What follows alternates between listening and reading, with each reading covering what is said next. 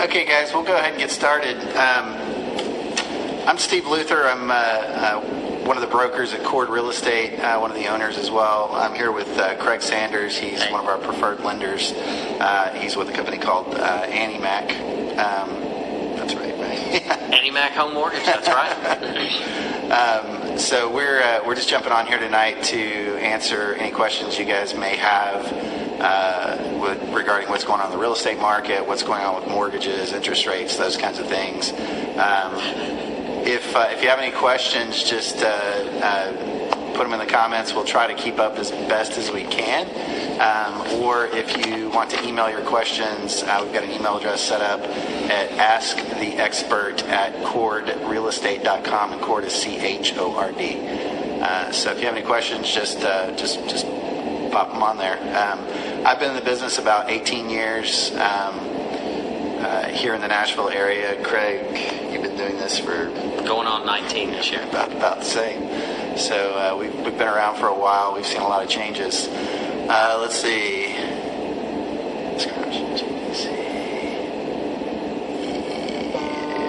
Yes.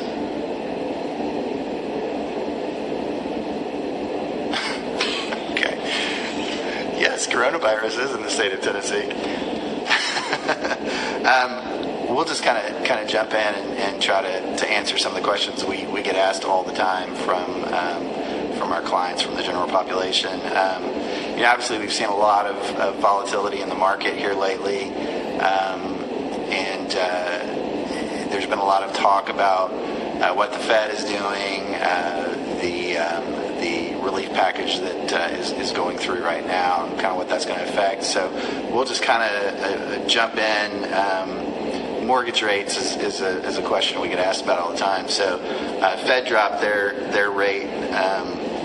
It didn't necessarily reflect in the mortgage rates. Do you want to explain kind of how that whole thing works and why we didn't see mortgage rates at 0%? They're not at 0%? They're not at 0%. Oh my gosh, that is the number one question we get asked. Why are interest rates not at 0%? So to really understand the way the Fed rate works is that interest rate that they're dropping, that's the rate that banks effectively borrow money from each other. Banks are required to be capitalized up to a certain percentage. Let's just use 10% just as an example. But what that means is if a bank takes a deposit from somebody and they take $1,000 deposit, they can't turn around and loan out $1,000. But the world is not a perfect world, meaning when banks are analyzing their books, they don't always know when somebody's going to come in and take $500 of their $1,000 back out. So each night they have to be capitalized up to a certain percent, meaning they have to hold back a certain percent of the amount of loans that they have. And when they don't have enough, they have to go to the Fed to borrow the money. So that's the interest rate that's impacted by that. That interest rate directly affects things like car loans, home equity lines of credit, things like that. That does not directly affect mortgage rates. Okay? Now, the big question that always gets asked is when the Fed is going to meet, they're going to lower interest rates, is that going to affect mortgage rates? And my answer to that always is it depends on what the market responds to that Fed lowering rates. Meaning if investors in general felt like the Fed was lowering the rate too much, they might be concerned about inflation being an issue down the road, and you can actually see interest rates rise as a result. Unfortunately, and we'll kind of, I think, get back into this, but there are so many factors right now that are affecting interest rates that the issue with the Fed lowering Fed funds rate to 0, you can't use things from 2 years ago, 5 years ago as your barometer to how that's going to affect the mortgage market. And like I said, we'll get into more of that later. But there's a lot going on. This week has been the longest year of my life. Let me just put it that way. It's crazy how volatile the market is right now. So I did see a question kind of scroll through about how lenders are going to handle issues with borrowers not being able to make their payments, kind of what that's going to look like. We've seen some of what's coming with the relief package that they're working on with something called forbearance, which is basically deferring your payments. Do you want to talk a little bit about what kind of loans that works with, how that process works? Is it a couple of months? Is it 12 months? We've seen a couple of different options there. So, well, speaking of that, yeah, I mean, and the truth of the matter is that's not been completely determined yet. I mean, that's still kind of up in the air. I would say anywhere from probably 6 to 12 months is what they're going to end up landing on. And right now, it's pretty much just Fannie Mae and Freddie Mac that's looking to do that. But I'm pretty sure that FHA loans and pretty much all types of loans are probably going to get rolled into that. So effectively, forbearance doesn't mean that you don't owe the money anymore. It just means that we're not going to collect it from you today, and we're not going to collect it from you tomorrow. Most likely, and let me make a quick disclaimer. Everything that we're saying may be 100% factual true today, and it might change 10 minutes from now. That's just the market that we're in. But we're also speaking about our knowledge in the Nashville market, too. I don't want to say everything we talk about applies to other markets. So. No, and that's a good point, and I was going to hit on that at some point. But typically with the forbearance, what it means is you don't have to pay me today, but you're eventually going to have to pay me. You're eventually going to have to make those payments up. And one big question that people are asking is okay, well, is that going to negatively affect my credit rating? And as it stands right now, what they're talking about is it's not going to negatively affect people's creded rating. But make no mistake, it will have an impact on just the mortgage environment in general. And it's insane how everything's kind of taken place. I mean, we're talking 2 weeks. Things have changed, dramatically. And I don't want to paint such a horrible picture, because the reality is look, we're gonna come back from this. America's a very strong country, and we're going to figure it out. We're going to make it work. But there's a lot of moving pieces right now that, quite honestly, they're not set in stone on how they're going to be handled. So, and my understanding is Fannie and Freddie, if you can limit your deferral to a couple of months, there's no loan mod or anything like that. If you need to do something longer than that, you just have to work with the lender on a monthly basis. So if you're running into issues, you think you might have a problem making a payment, you need to be in touch with your servicer quickly and consistently. Make sure you're touching base on a monthly basis and keeping them in the loop with what's going on.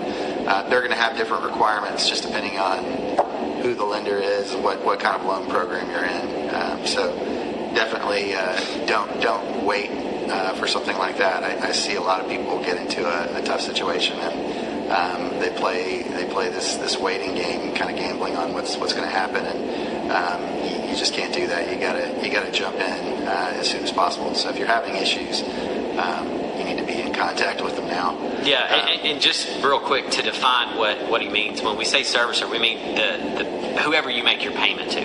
So take your monthly statement. There's always a phone number on there. Call that phone number. And make no mistake, they're all going to start, being real clear with borrowers on how they can get in touch with them. Because, the bottom line is the servicer they don't want you to have a longer problem than necessary either.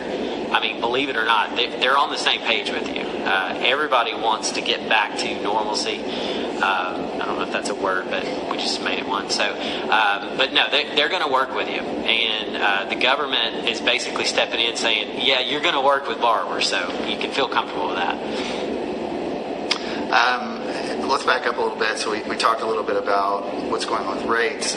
We've seen some articles, if you're following this at all, and maybe you can address what these cover, but non-QM loans, jumbo loans are kind of in limbo right now.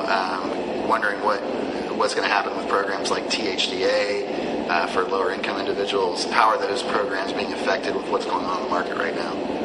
So let's talk about non-QM, because you're going to hear that term thrown around, and that just means it's not a qualified mortgage.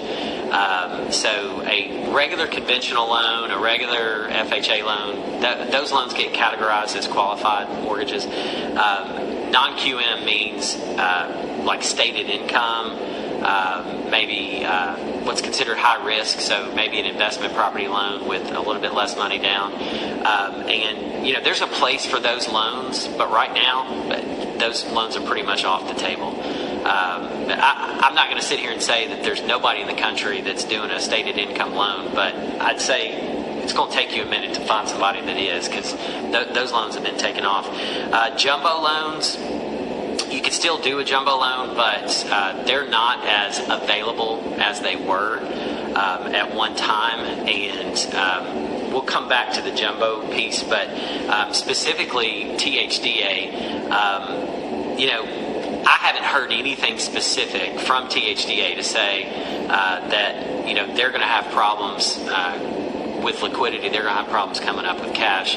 But let's be honest. I mean, everybody that's having trouble funding loans, I mean that affects everything as a whole. So could there be some? Could THDA have some issues at some point? Yeah, sure. I don't really expect that it's going to carry on long enough for that to be an issue, but it could.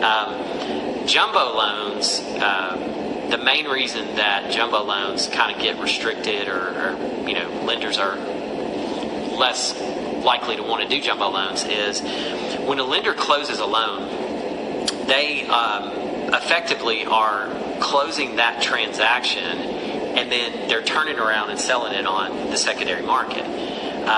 But it's not so simple as they're going to close it on Monday and then on Tuesday an investor's going to show up on their doorstep and hand them the money, right? So they have to be able to carry that loan for a certain time period. And what's happening right now with most lenders, I won't say all lenders, but is they're getting some margin calls from their warehouse lines, the places that help them temporarily fund those loans. And so I'm going to make it simple math, but if I've got $1,000 to loan out and I've got multiple people that want to borrow money from me, it's easier for me to say, hey, I'm just going to do $25 loans and I'm not going to do a $900 loan. Because if I do a $900 loan, I've used up 90% of my capital. And if for some reason who I was going to sell that $900 loan to says, you know what, I've decided I don't want to buy that loan. Now I've got to find someone else to buy it. And I can't turn around and help 5 other people who need a $25 loan. Now again, I've simplified the math, but that's what lenders are looking at. So unfortunately, jumbo loans kind of take a hit because lenders want to be able to loan money out. No lender wants to tell a borrower, sorry, we're full up, we can't help you with your transaction. But jumbo loans take a bigger piece of the pie. So unfortunately, a lot of times it's easier for a lender to say, hey, let's scale back on the number of jumbo loans that we do because we can help more homeowners with smaller loan amounts. So, someone asked if we think the banks will recover from this. Let's kind of get into the liquidity issue a little bit. So you mentioned there's been cash calls. There's the money's kind of drying up a little bit in the secondary market. We talked a little bit about forbearance, deferring the payments. How does that affect the servicer? What does that end up doing to the industry and the lenders in general when you're deferring payments like that? It's not pretty. That's what I was kind of hinting at when I said, hey, there's other things that get affected. So the servicers that handle payments for people's mortgage loans, and I'm not going to pick on any particular company, but let's just say ABC company that you make payments to, they take those payments and turn around and give them to their investors, the end investor, and the servicer gets paid money in return for doing that. When forbearance comes in if no one is making payments to servicers, then the value of that service that they're providing is severely impacted and they're losing money. Well, guess what? Those same servicers are also some of the same people providing money to other lenders so that they can close mortgage transactions. And so basically the value of a servicing portfolio pretty much got slashed in half a day or two ago, and that's part of the volatility with the market right now, because as these servicing portfolios are worth less, how it impacts interest rates is if a lender is selling a loan, closing a loan for somebody, and they're turning around and selling the servicing, they get paid a certain amount of money to do that. Well, now they're not making as much money off that. So for that lender to close that same loan and make the same money that they were making before, they've got to charge a higher interest rate to get back to just normal profit, I guess you'd say. So what does the Fed do when they've taken interest rates to zero and it's still not really moving the mark on interest rates because you've got all these liquidity issues? I mean, there's kind of two things that affect mortgages. It's the interest rate and job creation. Sure. We're not having much luck with either one of those right now. I mean, I don't know where this goes, or you know what? You and everybody else in America doesn't know. I'll be honest with you. I don't know the answer to that question, and I don't really think that the Fed truly knows the answer to the question. Here's what they're doing. They're pumping money into mortgage-backed securities right now, which is helping to keep interest rates down. But, and again, I mentioned there's bukus of factors that are coming into play here. Part of the issue that lenders are facing is they were already slammed from refinances from 3 or 4 weeks ago. Right. Rates did drop. Yes. A day or two there, everybody jumped. Oh yeah, no. I mean, and so a lot of loans got locked.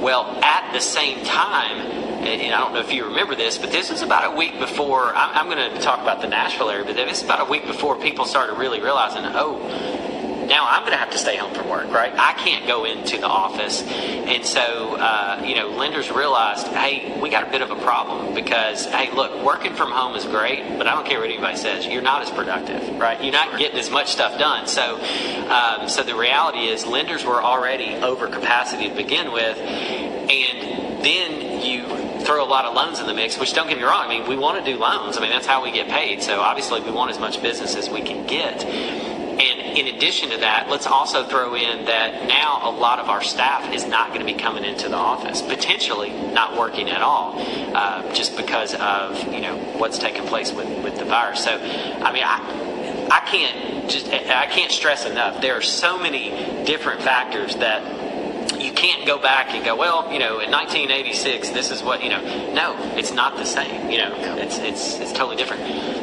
The last recession, we used to talk about the implodometer, the lenders that were going under back then. And the issue is we had this huge spike in loan volume, and all these loans were getting churned. And then the secondary market dried up, which is kind of where we're at right now. And it was the same situation. These lenders were just kind of stuck. Yep. So that's the big question mark right now. I was on a call earlier and heard, we won't name names, but one of the largest wholesale lenders in the country just got a cash call for like $400 million, and not sure if they can make that payment. So right. These guys start going belly up. What happens at that point? What happens to the notes? Where does that go when these guys start going belly up?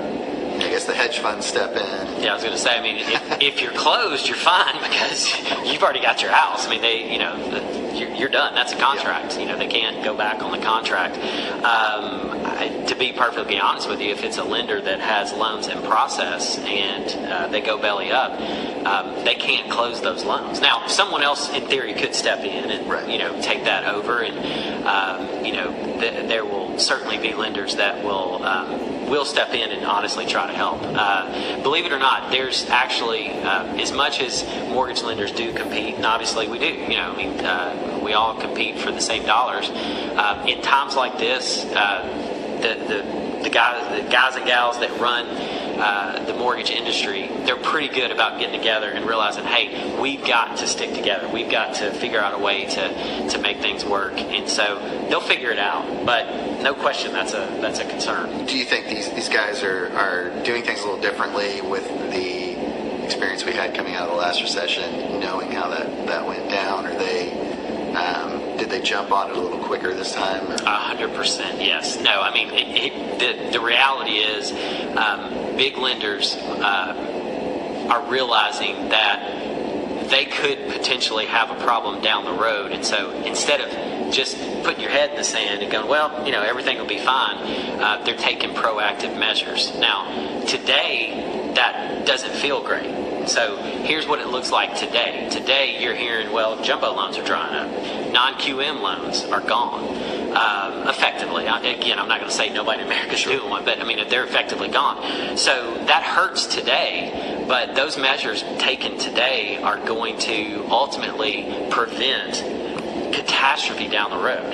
And that's not what took place in 07 and 08. So, this, I guess, is being recorded, so you can tell me I'm wrong down the road if I'm wrong. But I think this is why we're not in the same situation as 07, 08. I do think people are being proactive. But I got to tell you, it's not fun being in the middle of it, being in the industry and knowing the changes that are coming. So. We'll take a quick break. Just want to tell you again, so I'm Steve Luther. I'm a broker at Chord Real Estate, one of the owners. This is Craig Sanders with Annie Mac Home Mortgages. We're just here to answer any questions you guys might have regarding what's going on in the real estate market and the mortgage industry right now with all the volatility. If you have any questions, just pop them up on the comments. We'll try to catch them as best we can. Or shoot us an email, and you can shoot us an email anytime after this broadcast too. We'll be happy to answer any questions you've got to asktheexpert@chordrealestate.com, and Chord again is CHORD. little plug there. There you go. So let's talk about process stuff a little bit. We get asked here and there kind of how are we doing, or contracts falling through, and maybe you can talk about this from other real estate agents that you guys work with too. We've been pretty lucky in the fact that the stuff we had under contract, we did lose some, but generally it was either one of the iBuyers that pulled out, or the big institutional investors that pulled out. Those guys have all kind of pressed pause right now. So those cash buyers, we had to resell a couple of our listings in that regard. Now I will say that we've seen a bit of a slowdown in showings. So in the real estate world, if you had some under contract, you're probably all right this month, all right next month. May, June, July might start getting a little dicey for the real estate agents. But we get a question: is it a good time to list? Is it a good time to buy? It depends on your situation. Unfortunately, it's a depends answer. Sure. There are still buyers out there. Inventory is still limited. We've had multiple offers on a lot of our stuff here in the last week or two. So there is still demand out there. It's a good time to build. Maybe you can talk a little bit about construction loans and if there's any weirdness with that. I don't know that I've really seen much talk about that, but it really depends, and it's just assessing what's your specific situation. Unfortunately, I can't give a better answer than that. Are rates going to drop significantly from where they are now? Probably not, because of the issues we talked about. You've got all the volatility and increased risk and trying to work through the backlog of refis. I don't expect rates are going to drop much below where they are now anytime in the near future. But yeah, and when we say significantly, that means different things to different people. There's no question. My belief is that after we get through the next few weeks of dealing with, and don't misunderstand what I'm saying, I don't think the coronavirus is just going to go away 3 weeks from now. But, after we get through the next few weeks of dealing with that, and when lenders can get a handle on servicing and really the rules of the road, you hear this a lot, especially around election time, that the market doesn't like uncertainty, right? I mean, the American economy is pretty strong, but the one thing that will trip it up is if you go, hey, and by the way, no clue what the rules of the road are going to be for the next 2 to 4 years. The market doesn't like that. So my belief is when lenders get a handle on what's going on with the servicing and the forbearance and just basically know what's the rules of the road with that, you probably will see rates ease down a little bit. But notice I said ease down. I didn't say drop, plummet. My belief is I think they'll be a little bit lower. I do think that, and I think most people are on the same page with this, I don't think they're going up. Like I think rates are probably going to remain low for a pretty long time. I mean, I've heard it said by one guy, and I will throw a name out here. Barry Habib is somebody that, if you Google Barry Habib, he gives some really, really good knowledge as it relates to mortgage rates and how the industry works. And he's a big believer that potentially in our lifetime we won't see rates go up dramatically. So it's one person's opinion, but anyway, that's kind of that. As far as building and construction loans, construction loans are unique animals because they're generally not sold on the secondary market. I mean, that's not the way it works. Is with a construction loan, a bank gives you what they call interim financing, meaning, hey, look, I'm going to loan you this money. It's going to take you 6 months to build a house, let's just say.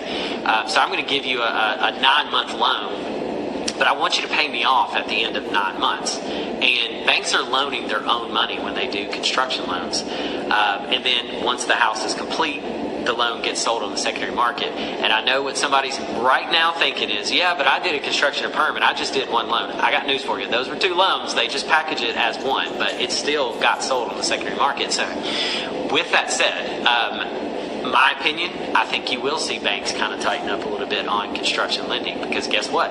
That's their own money that they're lending out, and banks have to be aware of liquidity just as much as a mortgage company does. So we'll see how that plays out. But no, there's nothing specific that I can say that, oh yeah, every bank across the board is slash construction lending to where they will require you to put 30% down instead of 20%. But look, I won't be surprised if that doesn't tighten up just a little bit as we have going forward. So. There was a question, is it easier to rent now or buy, I guess? I don't think requirements have really changed any. So, I mean, if you've got the right credit score and, the finances make sense and the income is there, there's no difference now than there was before. I guess the only conversation is, there's some rules out now about foreclosures and evictions and those kinds of things if you're not paying. But in terms of easier to rent versus buy, I don't think it's really any different other than if you were hoping to get a jumbo or a non-QM. Obviously that's more difficult now. But yeah, I mean, people that do what I do won't say this a lot, but so I'm going to say something that people in our industry don't say. I don't think rent is the worst thing in the world for the right person, right? Sure. I mean, if you are needing a place to live for 1 year, not for 20 years, but for 1 year, would I recommend everybody go buy a home that they know they're going to have to try to turn around and sell in 1 year? My opinion, I think that's a bad idea. Now, don't get me wrong. Steve might run across a deal where he'd say, hey, this is a phenomenal deal, right? It's on the deal. Exactly, yeah. This is a phenomenal deal. You're going to be able to most likely get out of this 12 months from now. You'll be able to make some money. Hey, that's great if you can do that, but I don't think that's the norm. So if I need somewhere to live for a year, rent's great. But if we want to carry that over for 20 years, it's a horrible idea. You're throwing a ton of money away. Well, and you look long term, rent tends to increase. Absolutely. Over the long term, your mortgage payment doesn't, other than your escrow. Sure. The principal and interest paying back the loan, that doesn't change if you're in a fixed rate obviously, Yeah. for that caveat. But so your payments can stay much lower if you're purchasing versus renting over the course of a long period of time. Not to mention that you're basically funneling. It's a forced savings account, basically, is what it is. You're building equity as you go. But all right, so somebody asked a question, and I guarantee you're not the only one that's got this question. So if I'm in escrow now and I'm due to close in the next 4 weeks, do you think we're going to have a problem closing? So here's my answer. I wouldn't sit around and assume that's going to be the case. I mean, just because the reality is the vast majority, if not all, the loans are going to close. Like, we're speculating that you might have a big lender that folds or goes under. The reality is that may not happen. So I definitely would not sit around for the next 4 weeks worrying about the next shoe to drop, because even back in 07, 08, lenders were still making loans. I mean, it's not like the business just shut down. right. It was different. I mean, it was slower. There's no question about that. But yes, if you're under contract and you're set to close in 2 weeks, 3 weeks, 4 weeks, 5 weeks, doesn't matter. You assume everything's good. Now, let's talk about something we hadn't really talked about yet, but that is, what if I lose my job? Can I still close on my loan? Or what if they're furloughed? Yeah. So that's a problem. I mean, that's definitely something that if you get furloughed or you do lose your job, go ahead and tell your lender, okay? And let me just tell you, I know some people in that situation are going to go, I tell you what, I've already given my pay stubs to Craig, so I'm not going to give him a heads up that I lost my job. So here's the problem with that thinking. The lender is going to call your employer within a few days of closing to confirm that you are still employed. If they don't, they made a mistake and you got lucky. Don't assume you're going to get lucky. You need to go ahead and give your lender a heads up. Hey, look, I've lost my job or I've been furloughed. And really, it depends on the kind of loan you're doing, the specifics on the furlough. So the best thing you can do is contact who you're working with and say, here's what's going on. What can we do? Is this a problem? The last thing you want to do is find out the day before closing that, oh, by the way, I can't buy this house, and it's something that you knew about the weeks before. So, the other thing that could potentially slow you down, you may run into some issues with third-party vendors. So, is the appraiser going to get out there on time? We've had some appraisers that have reached out and said they're not going to go appraise a house unless it's vacant, which can be problematic.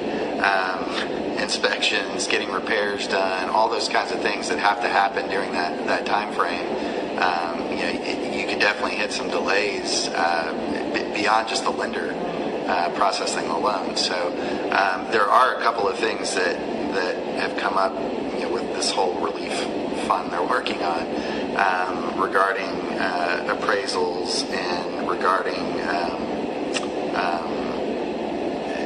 them verifying employment. Maybe we can talk a little bit about that. So they announced that I guess for some loans, and I'm not really clear on how this is going to work yet, but they won't require full appraisals.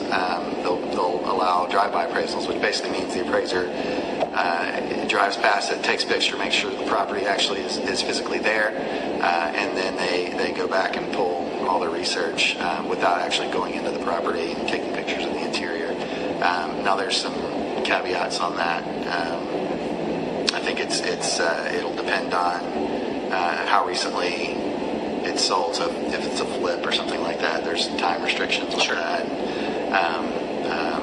And then in terms of the verification of employment, how does that work with a lot of the businesses being shut down right now?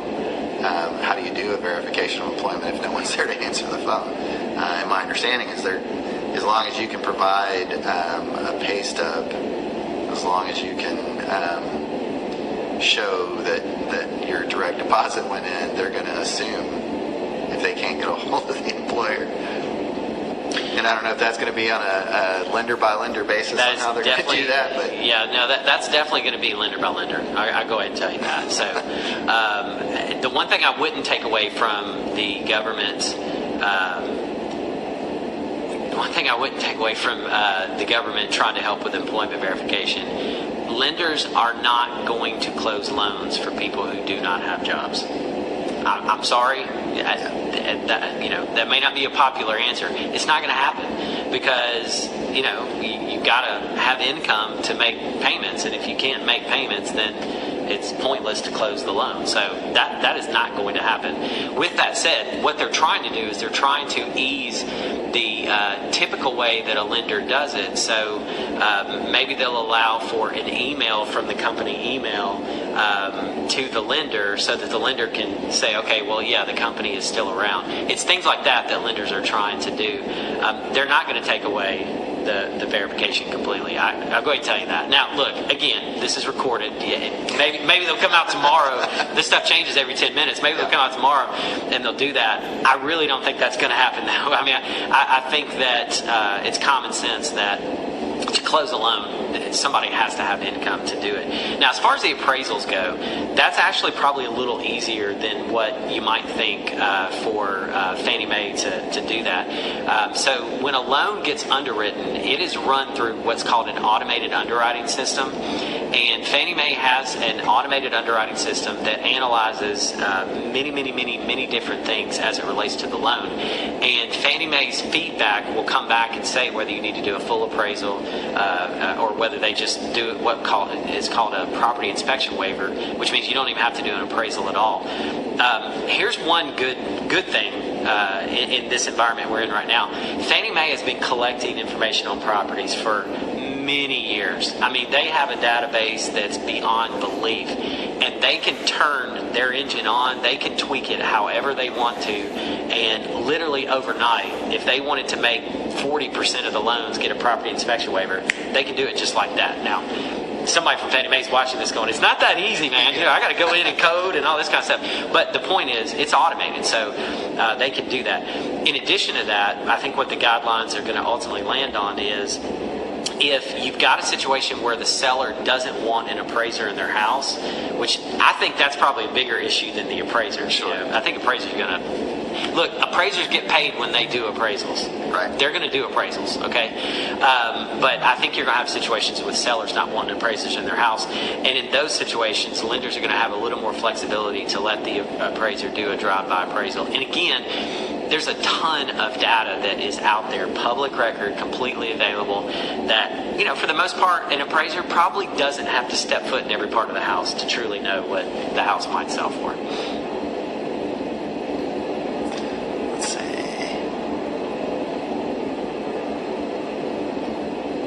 Just reiterating that question, basically, I think. We've seen the process change a little bit because of some of these issues. We're doing a lot more virtual showings now. Something a lot of realtors have kind of implemented. So if you're trying to see a house and it's difficult to get in, we do the gloves and the booties and the masks and all those kinds of things, and we do FaceTime or Skype calls, that kind of thing. We've tried to get creative. The title companies are still working. They've gone to mobile notaries in a lot of cases, so they'll come to you.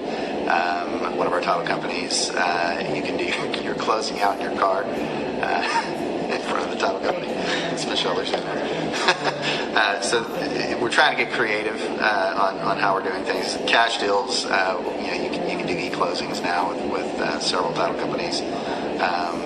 Some of the lenders won't allow that. The big guys that have the reserves, like Wells and Citi and Chase, I don't think any of them are allowing it right now. But I bet you see that change, though. I will tell you this. I know my company is very rapidly working to get e-closings to be more available. And, I was talking to a realtor the other day, and they made the comment. They said, well, they should have done that a year ago. And I said, you know what? You're right.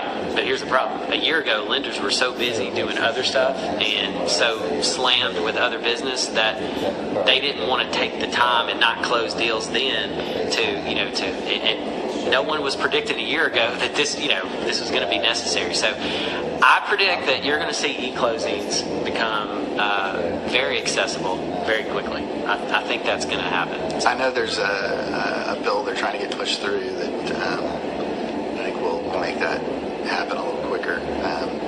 We'll see if it, who knows, but Yeah, I'd love to see it happen. that'd be cool. Yeah, it would certainly make things easier. There's no doubt about that. In terms of price drops, foreclosures, that kind of thing, Yeah, how are you going to answer that question? I've been waiting on this one. let me get my crystal ball. Exactly. Yeah. We've had such low inventory here in Nashville and around the country. It's been kind of a common story. I think there's a lot of pent-up demand. I think people are sitting on the sidelines with this too. If you look at the last 5 recessions we've had, only one of those did we have a major drop in housing prices, and that was the recession that was caused by housing. So all the other recessions, 3 of the last 5, prices actually appreciated, and 1 of the last 5, it only dropped by a very, very small percentage. So I don't anticipate seeing huge price drops just because the inventory's been so tight anyway. Right.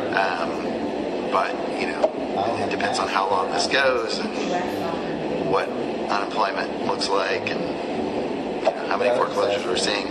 I think we may see some foreclosures in the commercial real estate world around retail and hospitality. Right. When you get into issues with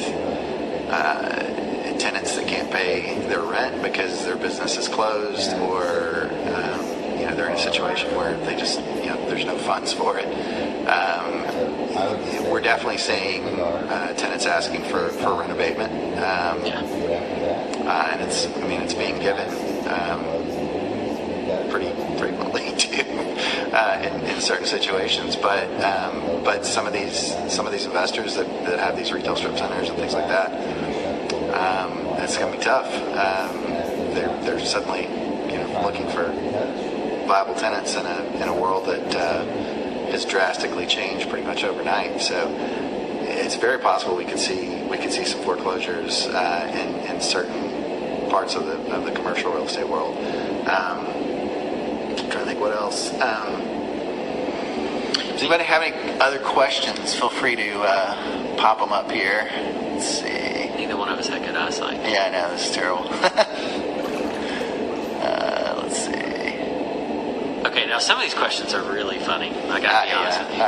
I've snickered at a couple of things I've seen scroll by here. I have a question. Okay. What's your question? Why is there? They keep trying to get us to turn around. Oh. Okay. That's actually The surge protector. yeah. I don't really know what you're looking at. I think they're talking about the writing on the wall. That's hilarious. Anyway. We didn't even notice that. So Small businesses. there is a rat. I think there's a rat. So talking about price drops and talking about equity, one thing that I do want to address, because I think a lot of times we make a bigger deal out of equity in our house than really what it is for most people. Okay, so if I buy a house today, and I just say I pay $100,000 for it, and tomorrow it's worth $1 million, but I have zero intentions of selling it. Okay, and then the next day it's back to being worth $100,000. Did I really lose $900,000? No, because I wasn't going to sell the house. So if I'm buying a home that I want my family to live in, I can see, my family having picnics in the backyard, and man, this school zone is great, and I have zero intentions of selling the house anytime soon. What do I care about, is the price going to drop? And we're talking about probably insignificant amounts, because this is a very short time period that we're dealing with. We're not talking about something that is projected to go on for years and years and years. So I think you're going to have a lot of people that say, well, I was going to buy a house, but I'm concerned that prices will go down a little bit. number one, I think that's a bad strategy, because I do believe that and I don't know when, but in a few weeks or in a few months, whenever that is, when we kind of get past some of this, you're going to have a ton of buyers that want to buy homes, and prices are not going to be dropping. So if there's a house today that fits your needs and meets what your family wants in a house, rates are phenomenal right now, and so there's no reason not to buy that house. So that's just my opinion, but I think sometimes we put way too much importance on our equity going up and down. It doesn't matter if you don't plan on selling. Now look, don't get me wrong, I mean, yeah, if you're going to sell your house next week, you want it to be as high as possible. I totally get that. But if you're buying a home to live in, you know what, don't worry about it. Been several questions that have scrolled through here. I'll try to recap. There was a question again about rates. Do we think refi rates will drop? I personally don't think they're going to drop a significant amount, maybe a quarter or something like that. Sure. I don't think we're going to see the 2.5 we saw that day or two a week or so ago. Yeah, I think those lenders are regretting even having that day or two. Yeah, I think there's too much risk, too much volatility in the market to see that happen. So I wouldn't anticipate seeing a big, huge drop for refi. In terms of HELOCs and cash out refis, is it a good idea to do it? I mean, again, depends on your situation. Yeah, I mean, like, what are you doing it for? Like, so I don't think it's a bad idea, just as a mechanism to borrow money. Should you necessarily do a home equity line of credit to then go buy a single stock somewhere and hope that the value goes up? Don't know that I recommend that. But if you have a legitimate, purpose for doing the home equity line of credit, I don't think it's a bad. That answer is no different today than it was 2 or 3 weeks ago. Sure, it's a great way to access equity in your home if you need to access equity in your house. So, there was a question about a house that's midway through renovation. Finish the renovation or wait and see what it's worth. Obviously we're going to be a little more conservative on our ARVs, our after repair values, just based on the volatility of the market. But again, it's a depends question. Certainly be happy to look at your particular situation and see if it makes sense for you. Can apartment complexes raise rent right now? I don't think there's anything preventing them from increasing rent. I think they're not allowed to evict for 60 days. So if you just decided not to pay, and I am not recommending that in any way whatsoever, but if you just decided not to pay, I think they can't start the eviction process for 60 days, is my understanding. So now, as a whole, as a business practice, I don't know that it makes a ton of sense to, if I'm an apartment complex, to just arbitrarily start raising rates in a situation where my tenants already are having potential struggles. So I'd be surprised if you saw that widespread. I would say now is probably a good time to go back to your apartment complex and see if you can negotiate a little bit on that rent increase, because they're probably in a different mindset right now than they were a couple weeks ago. No question. They're happy you're there paying rent, so you do have a little bit of leverage with that. So let's see. So here's a question. I love these. Okay. Rates in June or July. Again, I mean, crystal ball, who knows? Probably about the same, my guess. I mean, I don't think they're going to move much this year.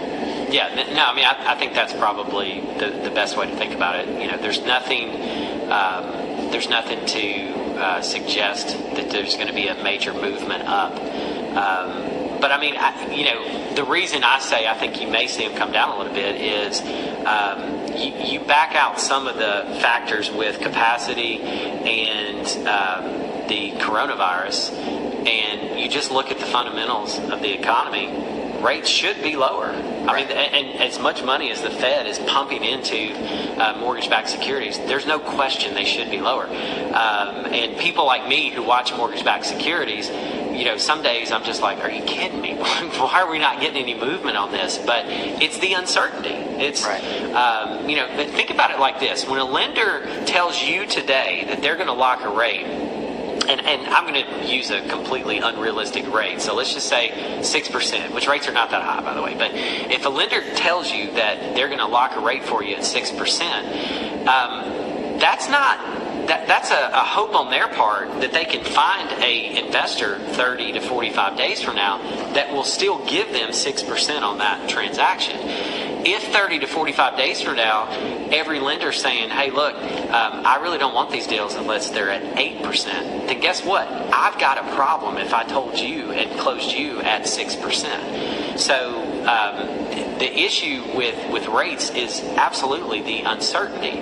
If lenders had a crystal ball and they knew that things were going to not get to a worse level, I guarantee you'd see rates lower. There's no question you'd see them lower than where they are right now. I'm not saying dramatically, they would be lower. So I certainly don't anticipate rates going up because those underlying factors like the economy and jobs, things like that, those are not going to get rosy just in 2 weeks, right? I mean, it's going to take a minute for that to come back.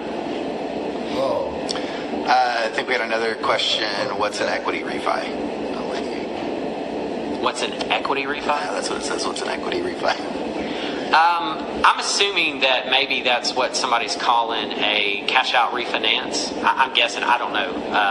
I guess I've never heard the term specifically called equity refi, but and maybe that's a certain lender's product. You know, a lot of times a lender will say, well, hey, we're going to call it refinances equity refi. So, you know, that's just what they call it. But if you're talking about a cash out refinance, just simply that is if I owe $100,000 on my house and let's say it's worth $200,000 and I want to borrow an additional $50,000, I can do a loan to pay off that $100,000, but I do the loan for $150,000. So now there's an additional $50,000 that I walk away from the table with to go do other things. So I'm assuming that's probably what they're asking about.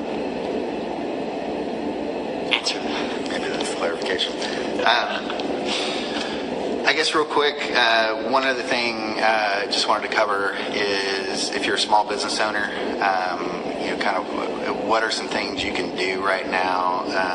There are some programs you might want to take a look at.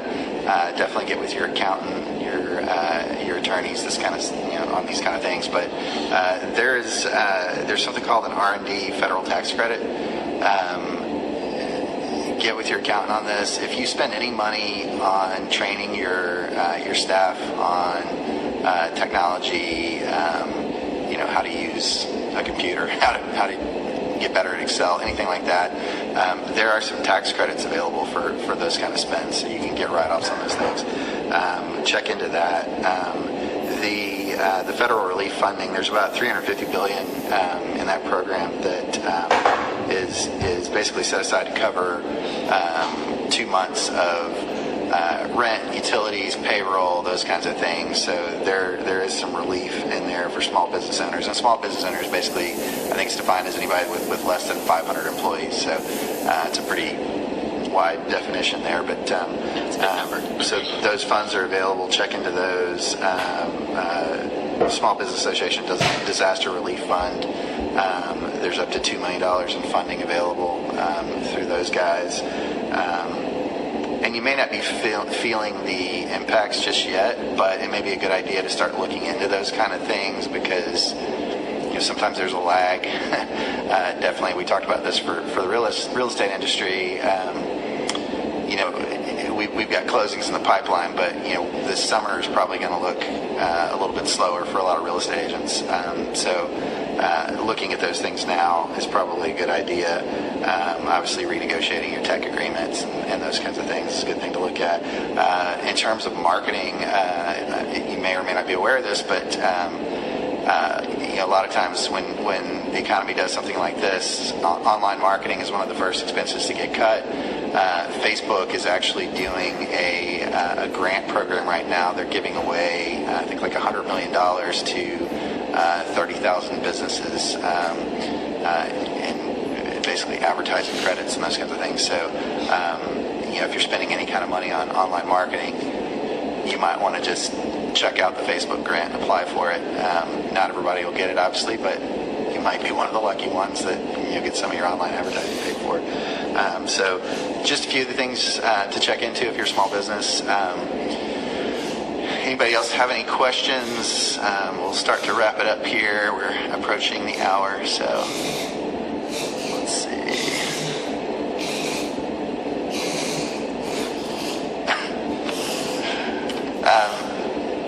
Again, just real quick, I'm Steve Luther. I'm a broker and one of the owners of Chord Real Estate. Our office is in Nashville, down on Music Row. We service the 10-county region. You're welcome to reach out to us if you have any questions related to what's going on in the market, or if you've got specific deals you want us to look at. If you've had a cash deal fall through, we do still have investors that are looking, so we'd be happy to take a look at any of those deals too, if you're an agent on here as well. If you've had something fall out, let us know. We might be able to get it back on track for you. You can give us a call at 615-988-1001. You can shoot us an email at info@chordrealestate.com. Chord is CHORD. Go to our website, chordrealestate.com. We also have an email set up. If you have any other questions after this, we're more than happy to answer. You can send an email to asktheexpert@chordrealestate.com. And Craig, I'll let you give your contact info. Awesome. So I'm Craig Sanders with Andy Mac Home Mortgage, and if you've got any mortgage questions, if you want to look to see does it make sense for you to refinance right now, or you're looking to buy a home and want to know your options, one thing that we do really well is we do a pre-purchase consultation with you. We're going to take a look at what your needs are, what your goals are, and really kind of help you match the financing to best meet your needs. So you can reach me at 615-498-5626. Spells out loan, so it's 615-498-LOAN. Or you can go to my website, 498loan.com, 498loan.com. Would certainly love to help any way I can. We're here in Hendersonville, licensed for the state of Tennessee, so anywhere in Tennessee that you're buying a home or want to look at a refinance, we'd love to help you.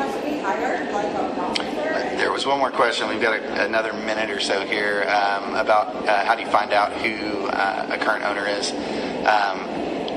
Tax records are public information. You can go to your local registrar of deeds and look it up. We can look it up electronically as well. If you've got a specific property you're looking at, we'd be happy to try and dig into it for you. Sometimes there are some layers in there, so maybe owned by an LLC or a trust or something like that. And you have to do a little digging to figure out who the actual owners are. But we'd be happy to take a look at it for you. Just shoot us an email on that. How do you keep a straight face? We didn't all the time, I don't think, but that's okay. I think that wraps us. So we appreciate you guys joining us tonight. Again, if you have any questions after this, feel free to send an email to asktheexpert@chordrealestate.com. And looks like we have 15 seconds left. They're counting us down. So. Support small businesses. If there's a restaurant you love, go get some takeout food. Keep them in business. We'll see you guys later. Bye. See ya.